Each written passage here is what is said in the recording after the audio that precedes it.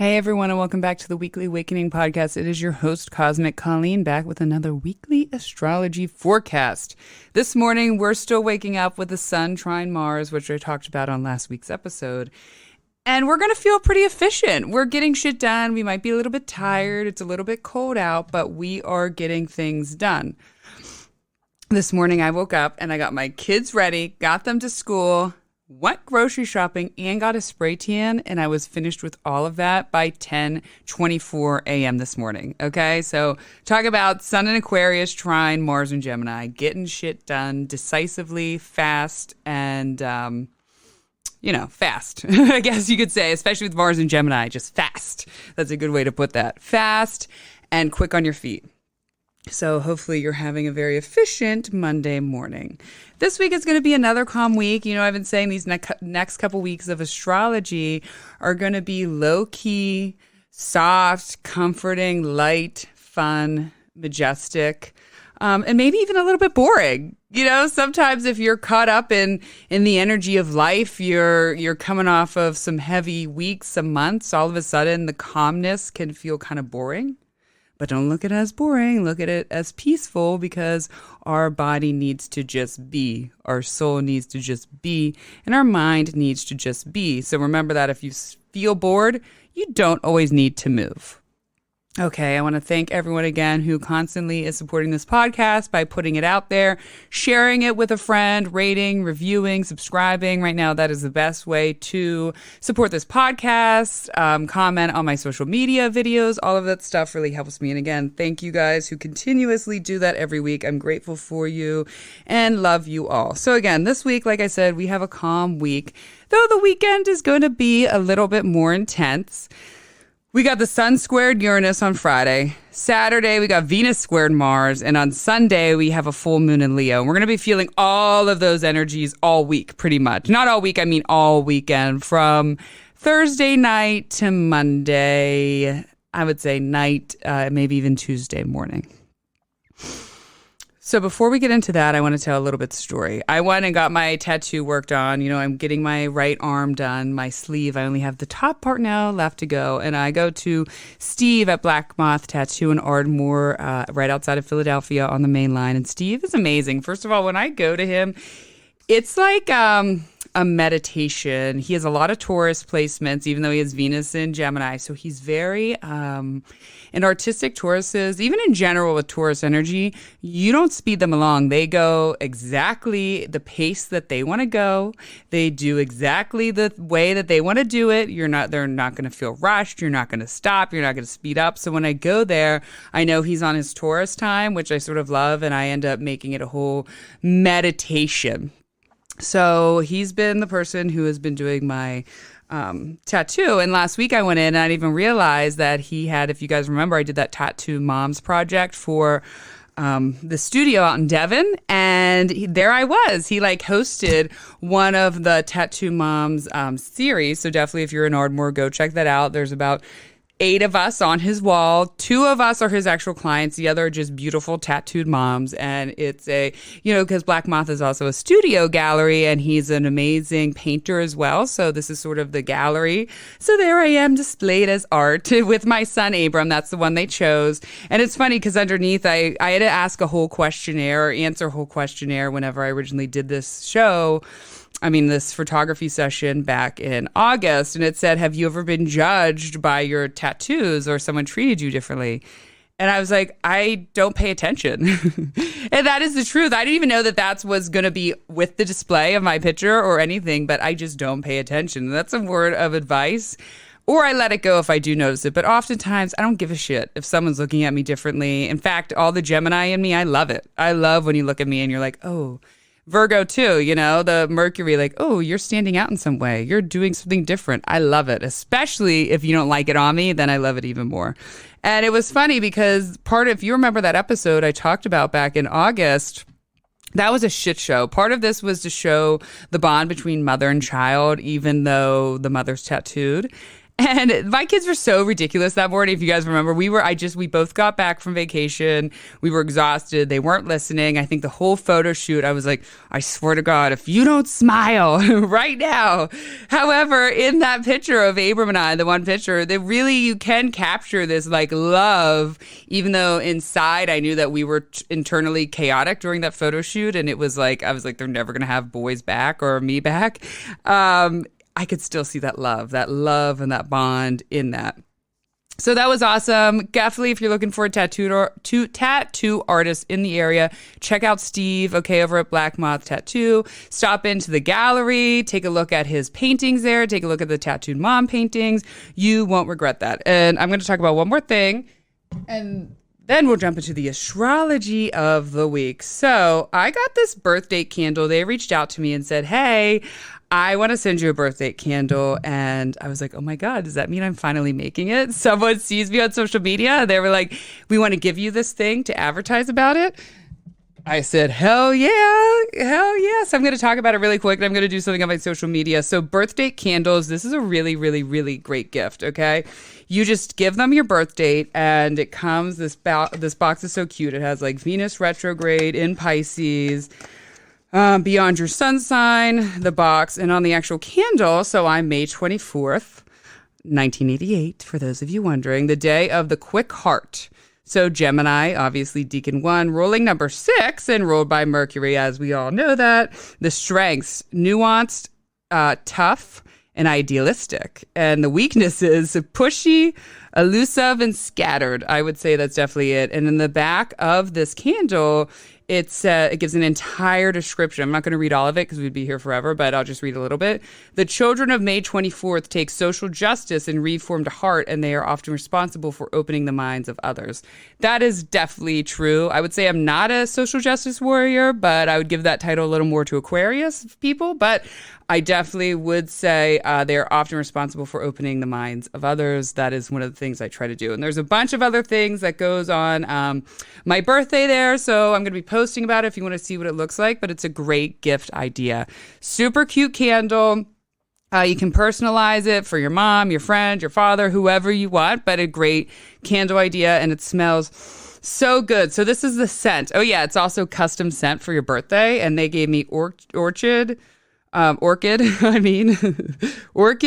sandalwood, and lemon. Ooh, I love all those. Getting the grounding vibe. So again, birth date candles, guys. I'm going to be posting on my social media if you want to hit them up. And I'll also put some links into my show notes for it.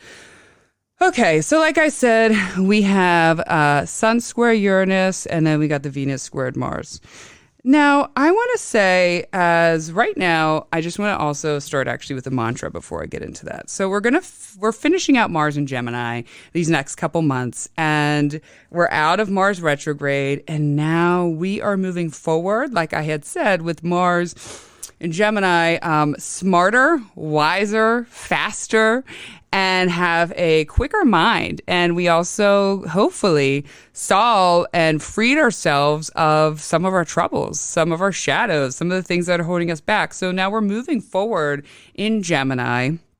And our mind is going to be, again, quicker, making decisions, and we're going to be making shit happen pretty fast. And so now with Mars and Gemini, we're becoming more open-minded. Now that we're past the retrograde and we're not so stuck inside our minds, we're becoming more open-minded to the world around us and how can we attract what we want. I also feel like with Venus and Pisces, it also opens us up, and it opens us up to opportunities. So that's what I want to talk about. This is the awakening of this week.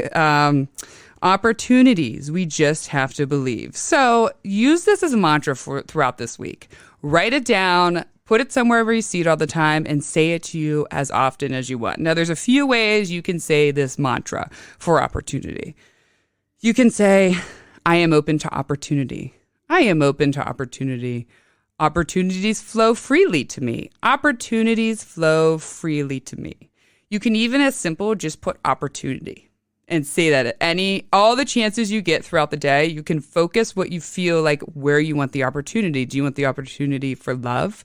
Do you want the opportunity for career, for money, for happiness, for joy? Where do you want the universe to open up all those opportunities to you for? Okay, so now you have to change your brain waves, change your energy to align yourself with that. We also have, I'm a big one for jumping in alignment with gratitude and thankfulness. So, of course, I am thankful for this opportunity. You have to believe like you already have it. I am thankful for this opportunity. You can do it in the form of prayer. Please send me opportunities. Universe, please send me an opportunity I cannot say no to. And then another, throw it out there, law of attraction. Opportunities are everywhere. Opportunities are everywhere. Again, this can go for self-love, career, and your desires. And I think that the world, the universe is a mixture between free will and divine destiny. And there's a dance there. But I also believe in some way we can create some of that world by changing our mind and aligning ourselves with that. So you got to believe that opportunity is there, and you got to believe it's coming. So in every chance you get, like I said, you could just write the word opportunity everywhere. So when you see opportunity, your mind's triggered to believe that that opportunity is coming. So believe that the opportunities you've been waiting for are coming. The open-mindedness to be open to opportunities of other wavelengths or, other worldly things that maybe you're not expecting. But open-mindedness is what we're going to need for these next couple weeks, as well as these next few months to get us through. Open-mindedness. And I think that Saturn moving to Pisces is going to become, a lot of us are going to be a little more open-minded and go with the flow and not feel so regimented or stuck. All right, so let's talk about this Friday. We got the Sun in Aquarius, square Uranus and Taurus. Fixed placement signs. All right, we're getting out of soon the hardship for the fixed placement signs is going to ease up, and that it's my mutable signs turns.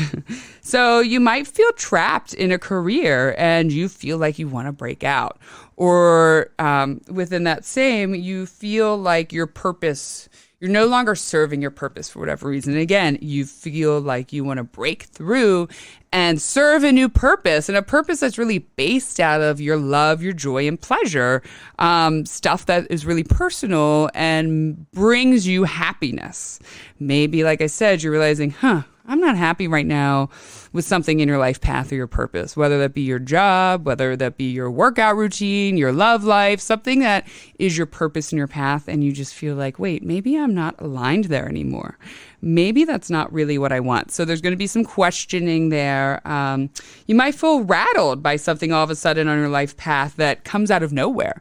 And it shakes you up, it rattles you, and it realizes that, that your life or that part of your life wasn't as stable as you thought it was. And now you have to be more open-minded to pivoting or allowing yourself just to get into the flow state and radical acceptance. Whatever happens, happens.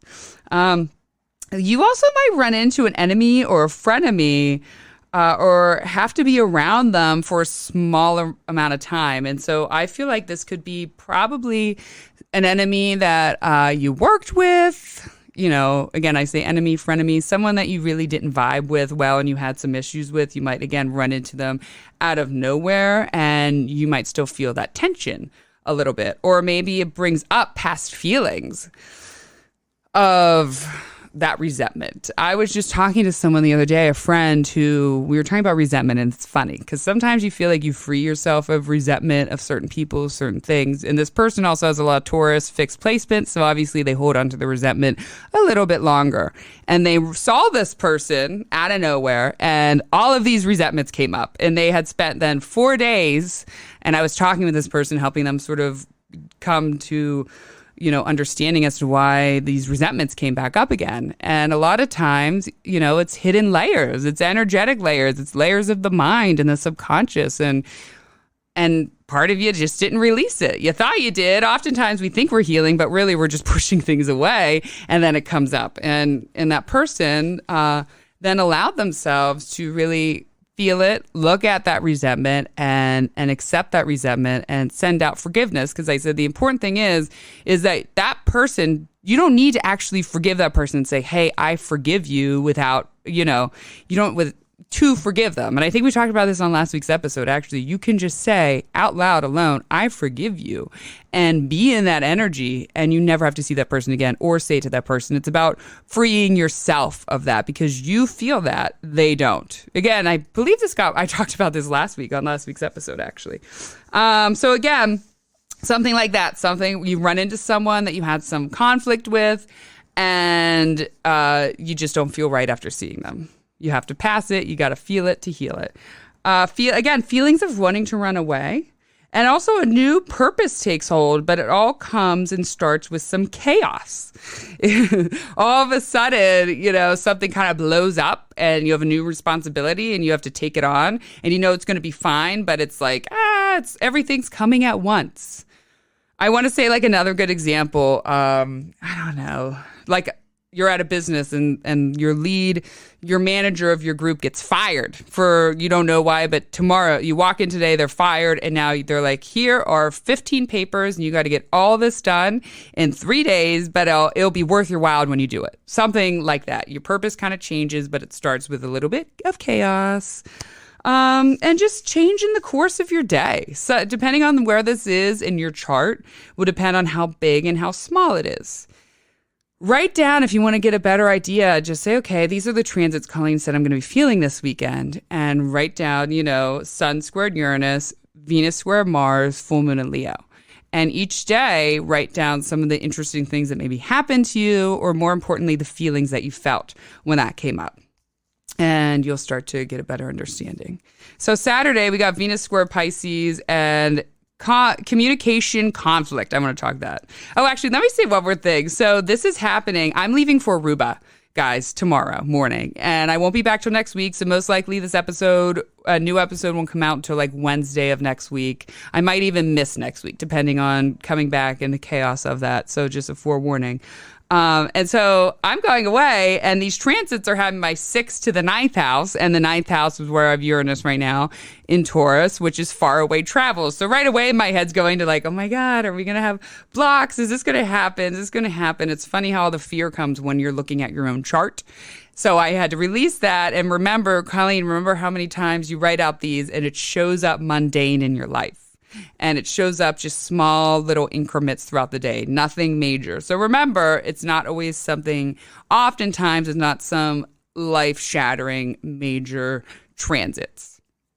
Just an FYI. Okay, so with Venus square Mars in Pisces, Venus in Pisces, where she's exalted, she's happy. Mars in Gemini, we're going with a wiser Mars. We're not going with the annoying 13-year-old boy Mars, which was Mars pre-retrograde and then entering retro and then during retrograde. Now it's a little bit smarter, a little bit wiser, a little bit kinder, even though it's square. So communication conflict is really what comes to me. Remember, any conflict having the mutable signs is not going to last. It's not going to be very major. It might be like a big blow up and then kind of calm down. Not understanding, again, the communication conflict might come from not understanding each other, fighting or misunderstanding between the masculine and the feminine energy, maybe within yourself or within your own coupling. Some stirring up of unnecessary bullshit. But remember, conflict doesn't win. Maybe you want to create a little conflict here. Sometimes, Mars and Gemini, there's like the desire to create conflict, to just get a little bit of a dig in there with someone. Arguing theories. This might be one where you're with a friend and then all of a sudden they're like, the world is a video game, a simulation. And the other one's like, no, it's heaven. What are you talking about? So some arguing theories and theories around the afterlife or the mind or how the world really works. Very esoteric kind of Pisces, Gemini theories.